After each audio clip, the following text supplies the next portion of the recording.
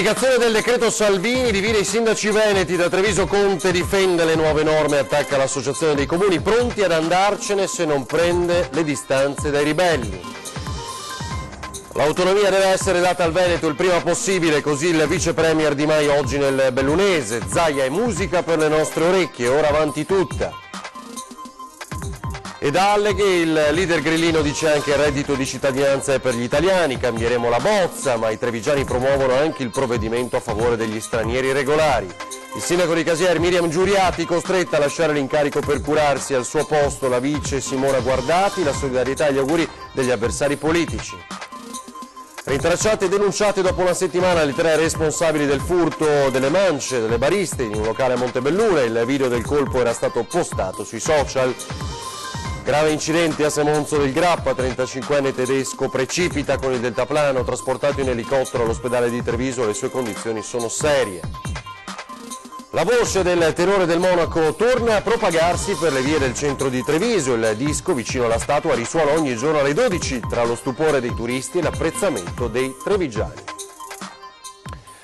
Buonasera, ben ritrovati in diretta con l'informazione dell'Antena 3, questo è il telegiornale di Treviso. In primo piano dunque lo avete sentito lo scontro tra i sindaci e il ministro dell'interno Salvini, alcuni sindaci e il ministro dell'interno Salvini sull'applicazione del decreto sicurezza. Da Treviso si alza la voce del primo cittadino Mario Conte che difende a spada tratta la legge che in città ha già permesso diverse espulsioni, fa sapere, e l'associazione dei comuni dice prenda le distanze dalle dichiarazioni faziose irrispettose dei sindaci ribelli, altrimenti valuterò con altri colleghi della Lega una profonda riflessione sul nostro ruolo all'interno dell'ANCI, di fatto minaccia di andarsene il servizio e poi vi diciamo pochi istanti fa cosa ha detto su Facebook Matteo Salvini. I sindaci leghisti alzano le barricate, nessuno tocchi il decreto Salvini che dà ai primi cittadini maggiori poteri nelle rispettive città. Da Treviso, che ha registrato la prima espulsione dal territorio grazie alle nuove norme, il leghista Mario Conte attacca i colleghi di Palermo e Napoli, Luca Orlando e Luigi De Magistris, accusandoli di fare solo propaganda. Una mera strumentalizzazione da parte di coloro che rappresentano quel partito che in realtà aveva riempito le città di clandestini e di richiedenti asilo con delle politiche assolutamente senza logiche che hanno creato un sacco di disagi e che i cittadini ben conoscono. Conte va oltre e invita l'Associazione Nazionale dei Comuni a prendere le distanze dai primi cittadini ribelli. Non si può sposare queste posizioni di non applicare le leggi dello Stato. Credo che chi lo fa deve essere considerato un fuorilegge e non può sicuramente parlare a nome di un'associazione dei comuni. Quindi sono convinto che lo farà e comunque lo invito a farlo il presidente De Caro, a prendere le distanze da tutti quei sindaci che tra l'altro rappresentano anche l'ANCI, che chiedono di non rispettare le leggi dello Stato. Inaccettabile non applicare una legge dello Stato, conclude il sindaco di Treviso, ed è giusto che chi si spinge a tanto ne risponda. Intanto spero che questi primi cittadini la smettano con questo show e si allineino con le leggi dello Stato. Diversamente il Ministro farà le sue valutazioni e soprattutto gli organi competenti valuteranno quali sono le posizioni e soprattutto le conseguenze per questi sindaci che non rispettano le leggi dello Stato. Se ognuno di noi facesse così in base a ciò che piace o non piace, credo che non ci sarebbe più lo Stato. Quindi questa posizione non è accettabile e devono assolutamente allinearsi a quelle che sono le leggi. Ed ecco, Matteo Salvini su Facebook dice amici dei clandestini, traditori degli italiani. Lo scrive il ministro dell'interno Matteo Salvini su Facebook, riferendosi evidentemente ai sindaci che si oppongono al decreto sicurezza. Amici dei clandestini, traditori degli italiani. Così Salvini. Una posizione, quella del sindaco di Treviso, invece, che avete appena sentito, che politicamente non è condivisa da tutti i sindaci della Marca, ma tutti dicono è una legge e bisogna rispettarla. Decreto sicurezza e iscrizione all'anagrafe dei migranti. Posizioni diverse da parte dei sindaci della Marca, che però su un punto sono tutti d'accordo. Dura lex sed lex, le leggi che piacciono o meno si rispettano, devono essere rispettate da parte di tutti, si può contestare e non essere d'accordo sul contenuto della legge. Le norme vanno sperimentate evidenziando laddove vi siano le criticità proprio perché siano migliorate. Non è mai una buona idea non applicare una disposizione di legge. Si creano non solo dei precedenti, ma si creano delle situazioni per cui quando ti va bene applichi, quando non ti va bene non applichi. Non funziona così. Sindaci che sottolineano però come la norma che vieta ai comuni di rilasciare la residenza ai richiedenti asilo comunque debba essere ridiscussa a fronte dell'applicazione pratica. Credo che sia non solo una questione di umanità, ma anche di ordine pubblico, che far sì che la norma, e il governo credo dovrebbe correre ai ripari in questo senso, sia il più chiara possibile, perché ci sia certezza e garanzia per chi è già in Italia e per chi è arrivato in Italia per motivi, diciamo, che siano di asilo politico, umanitari, di guerra o anche semplicemente per motivi economici. Per Tononi infatti il rischio concreto è quello di creare irregolarità quando il richiedente asilo esce dal programma di protezione. Laddove sono in strutture ricoverati o comunque domiciliati, come nel caso di Roncade, dove c'è un centro di accoglienza straordinario, non ci sono problemi. L'iscrizione è già avvenuta secondo quelle che sono le normative, per cui anche in futuro reputano vi saranno difficoltà di sorta ad applicare la norma. Questa disposizione, sottolineano i sindaci, rimane. E siamo obbligati, non è che possiamo, se viene richiesto dobbiamo farlo, quindi noi, come eravamo tenuti al rispetto della legge fino prima dell'entrata in vigore di questa norma, lo siamo tenuti anche oggi e non possiamo fare altrimenti. La soluzione non è mai quella di andare allo scontro, mai in ogni caso. Il dialogo va sempre messo per primo e quindi bisogna cercare di trovare le soluzioni ai problemi. Le persone ci sono e quindi bisogna far sì che questi possano rimanere o di essere rimpatriati a seconda della loro condizione personale senza creare disagio alcuno al resto della comunità. Vi leggo il posto ancora di Matteo Salvini: chi non rispetta il decreto sicurezza e aiuta i clandestini tradisce l'Italia e gli italiani e ne risponderà davanti alla legge e alla storia. Io comunque non mollo. Così Matteo Salvini. Intanto però Palazzo Chigi, quindi il Premier Conte, convoca di fatto questi sindaci, lanci anzi con il Presidente De Caro. Ora, di nuovo nel Bellunese, il Vice Premier Luigi Di Maio, prima ad Alleghe e poi a Rocca Pietore, per incontrare le popolazioni colpite dall'alluvione dello scorso ottobre-novembre, dare il suo contributo alla montagna. L'autonomia del Veneto va data e il prima possibile, dice Luigi Di Maio, e Zaia commenta a stretto giro di posta attraverso Antenna 3, musica per le nostre orecchie.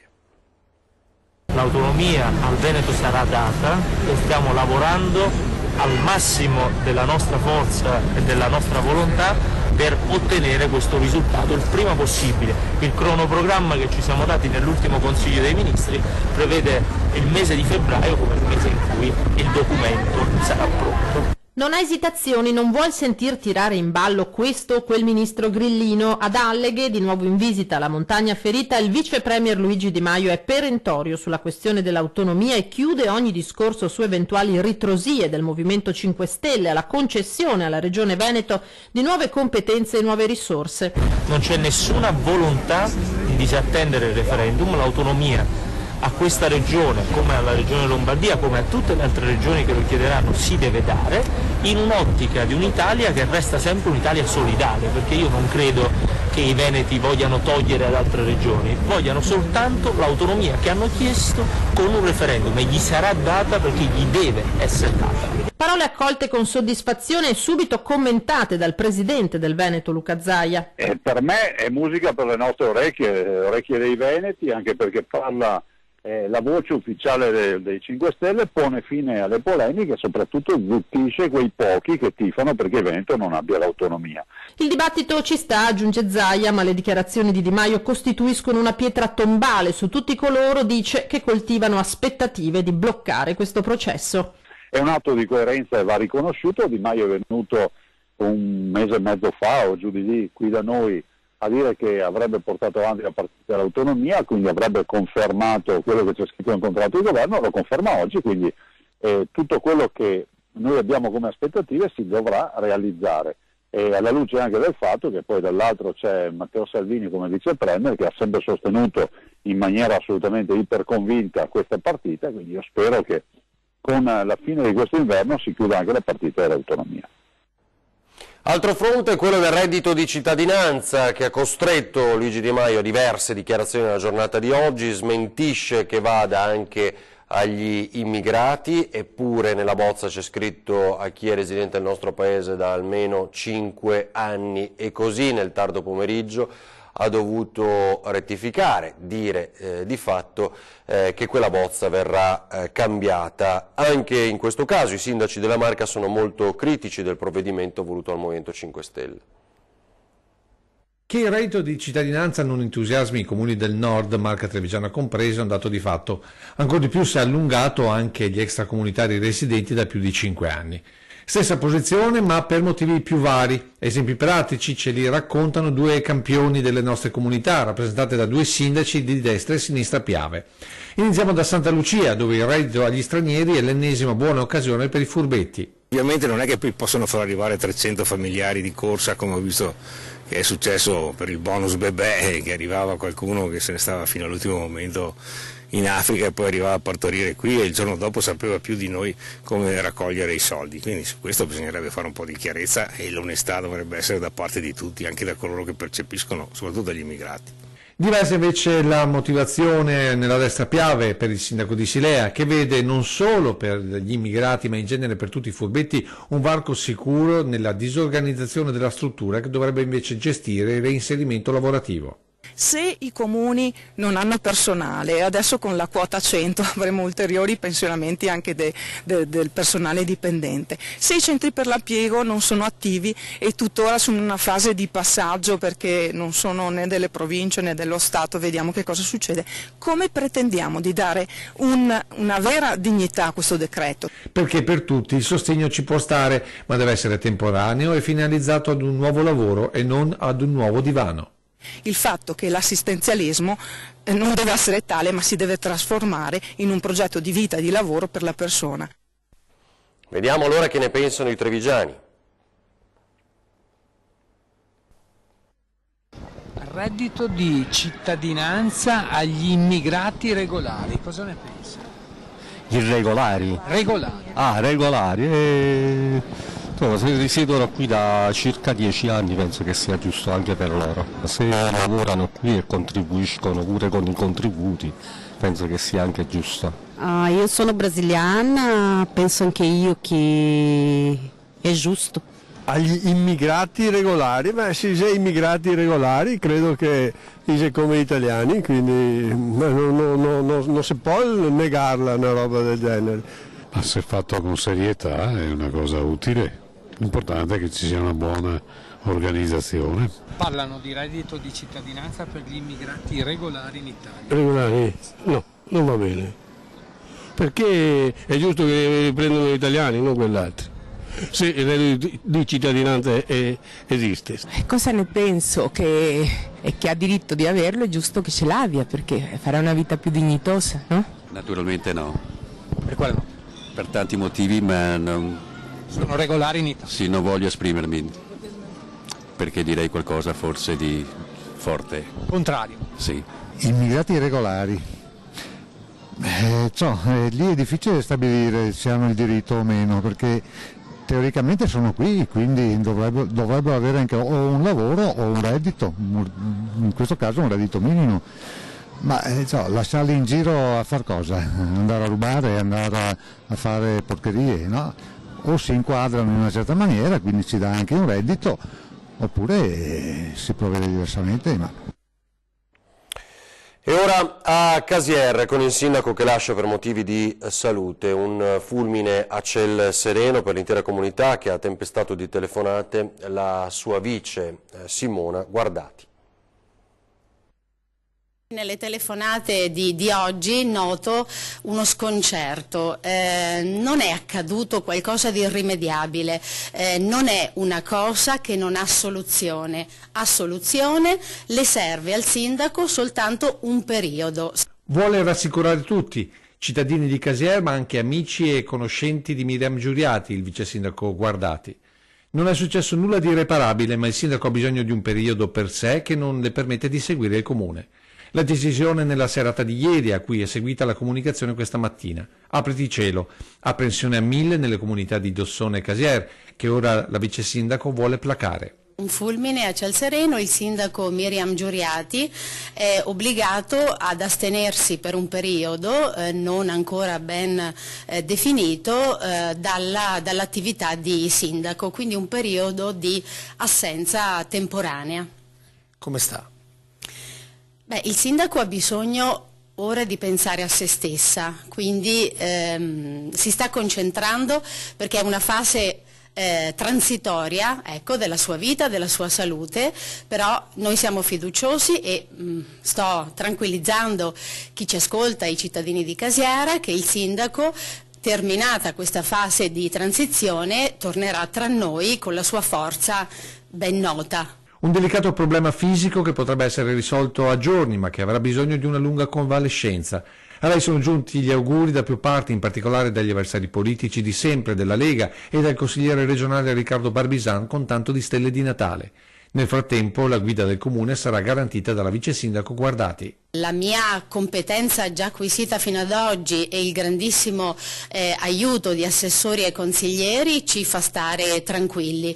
Poi a breve ovviamente daremo degli altri comunicati per aggiornare, perché è un'assenza temporanea.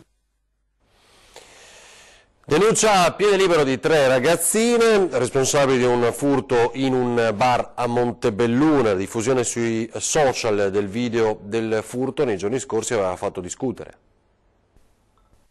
Il gestore del locale, la Caneva del Moro a Montebelluna, aveva postato su Facebook il video in cui le si vedeva infilare sotto al giubbotto il barattolo delle mance delle bariste. Ora, una settimana dall'episodio, i carabinieri sono risaliti all'identità delle 3 ladruncole, denunciandole per furto aggravato in concorso. Si tratta di 3 ragazze di origini bosniache residenti nel Montebellunese. L'unica maggiorenne è stata segnalata alla Procura di Treviso, le altre 2 alla Procura dei minori di Venezia, essendo giovanissime. Era il giorno di Santo Stefano quando il gruppetto, al momento di pagare la consumazione, aveva approfittato di un momento di distrazione di una delle bariste, afferrando e nascondendo sotto il giubbotto il salvadanaio in cui i clienti lasciano la mancia per le dipendenti del locale. Una settantina di euro in monete con cui le 3 si erano defilate. I filmati delle telecamere di videosorveglianza, resi poi pubblici dal titolare, non senza una pioggia mista di critiche e apprezzamenti, hanno permesso di risalire alle responsabili. Pedinato e rapinato dell'incasso della giornata è caduto sabato scorso l'ex titolare di una pizzeria di Montebelluna. Pedinato e rapinato dell'incasso della giornata è caduto sabato scorso all'ex titolare della pizzeria La Terrazza di Montebelluna. Giampiero De Cesaro, 68 anni, si era intrattenuto in pizzeria fino all'ora di chiusura. All'uscita aveva contanti e assegni per 17.000 euro custoditi in un borsello. Una presenza che evidentemente non è passata inosservata, come probabilmente l'abitudine a recuperare con queste modalità l'incasso di uno dei locali storici di Montebelluna.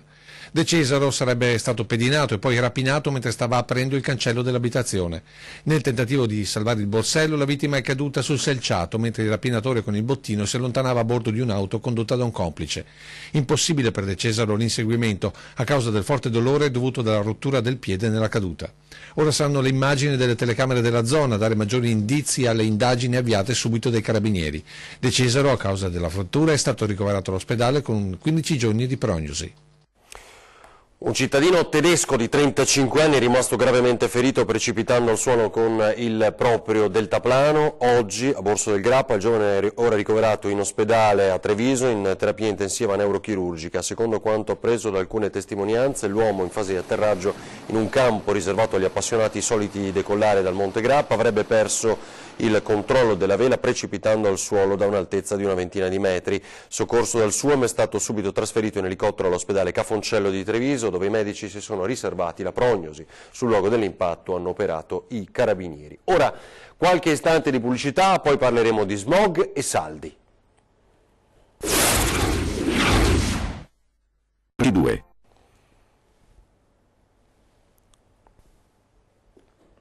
Torniamo in diretta al telegiornale di Treviso, parliamo ora di smog. Si è chiuso un anno decisamente positivo per la città rispetto anche ad altri capoluoghi della nostra regione. Ci si appresta a vivere senza patemi i tradizionali panevin dei prossimi giorni, all'orizzonte per il futuro mutuato dal nord Europa il cosiddetto teleriscaldamento.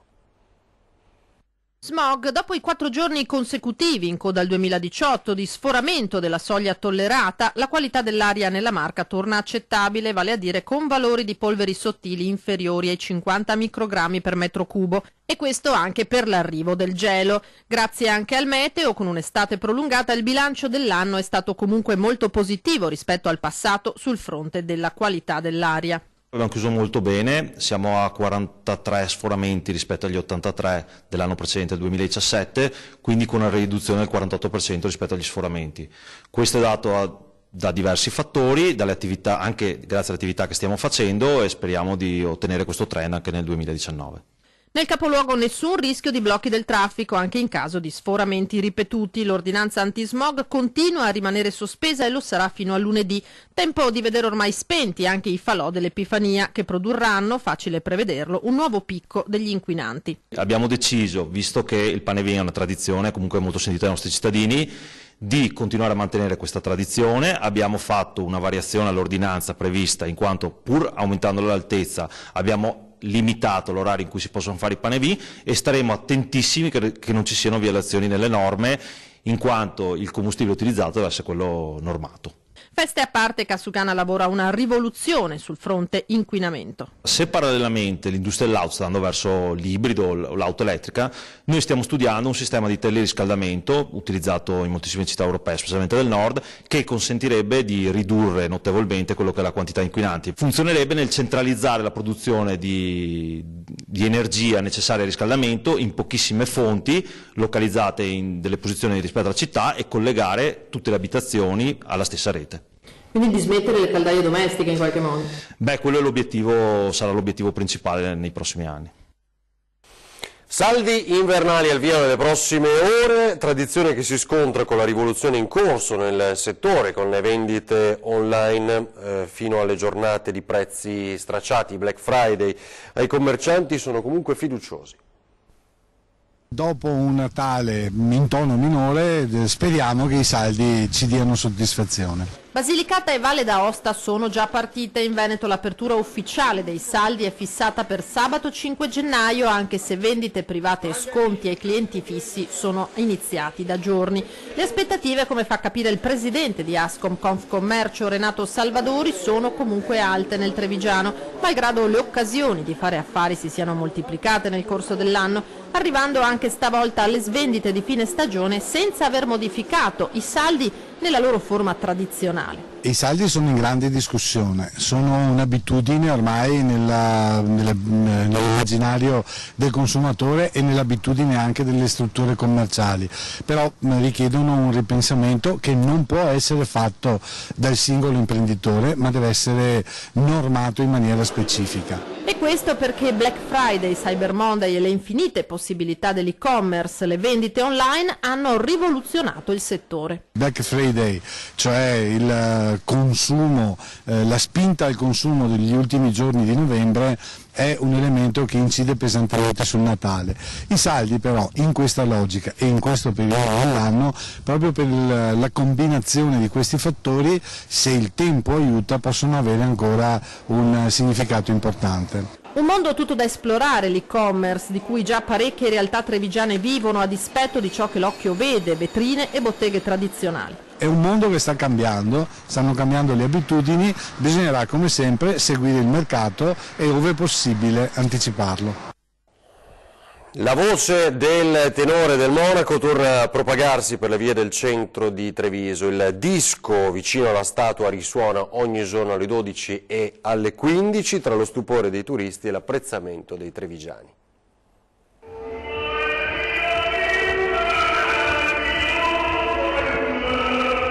Da Vincerò a un amore così grande, la statua di Mario del Monaco in piazza Borsa, tra lo stupore di turisti e residenti, inizia a cantare. Del Monaco dopo canta, Chi? Del Monaco. Quando canta che è morto. C'è un disco. Non ci ho mai fatto caso. La voce di Mario Del Monaco è inconfondibile e molto apprezzata. Con Caruso e Pavarotti compone la triade di tenori che più ha fatto conoscere al mondo la grandiosità della lirica italiana. Quando i turisti lo vedono, iniziano le fotoricordo. Quest'opera era finita nel mirino anche della giunta Manildo, spinta da un malumore cittadino. Si parlava di spostarla e di cambiarne il piedistallo, ma nonostante tutto è rimasta sempre al suo posto. Ma sul piedistallo forse questo si poteva far di meglio. L'idea che possa cantare? La statua del Monaco? Ma sa, Del Monaco ha sempre cantato, o mi sbaglio. E comunque non bisogna mai prendersi troppo sul serio nella vita. E quindi perché no? Oggi che la statua di Mario Del Monaco con il suo bel basamento tombale in occasione delle feste natalizie come d'incanto inizia a cantare, fioccano di nuovo le polemiche. Chi pensa che le cantatine Meridiana e Serale superino il limite del buon gusto, chi malgrado tutto sembra apprezzare. A mezzogiorno inizia anche a cantare. Cioè, quindi è una statua parlante, perché a Parma c'è adesso il progetto delle statue parlanti, non so se lo sa. Dunque non è un'iniziativa di cattivo gusto? No, secondo me no, anzi. A noi piace la musica, la lirica, la classica e quindi ci fa piacere ascoltarlo, sicuramente. Una bella iniziativa allora? Sicuramente sì, per noi sì. Chi è? Si chiama Mario Del Monaco. Secondo lei è una bella iniziativa questa? Ottima iniziativa, direi.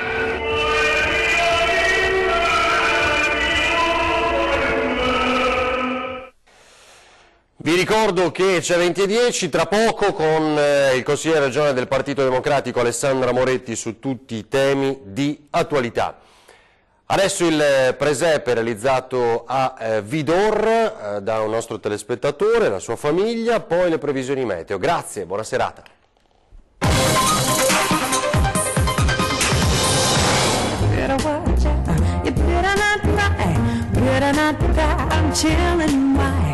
La particolarità di questo presepe è che è veramente un presepe di famiglia, nel senso che i personaggi sono tutti quasi familiari o comunque amici.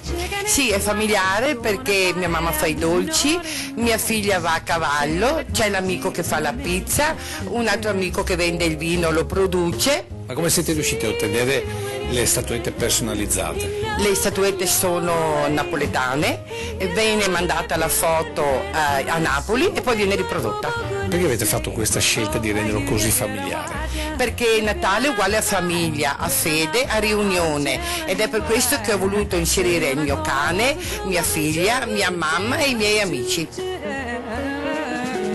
Ne approfitto per fare gli auguri a tutti voi di buon anno e di un felicissimo 2019.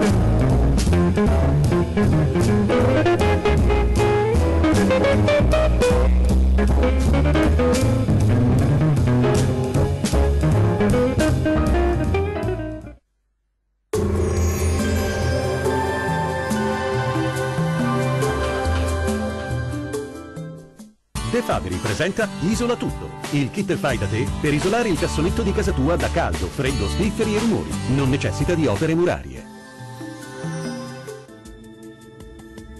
Ben ritrovati al meteo. Sul Veneto cielo sereno o poco nuvoloso in tutte le province. Temperature minime intorno ai -6 ai -3 gradi.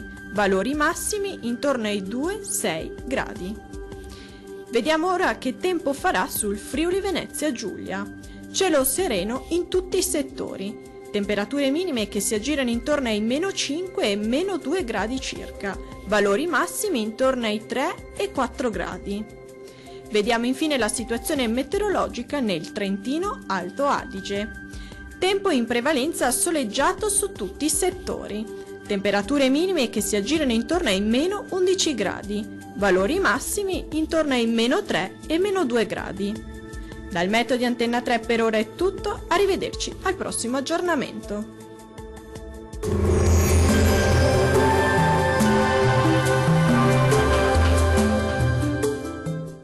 De De Fabri presenta Isola Tutto, il kit fai da te per isolare il cassonetto di casa tua da caldo, freddo, spifferi e rumori. Non necessita di opere murarie.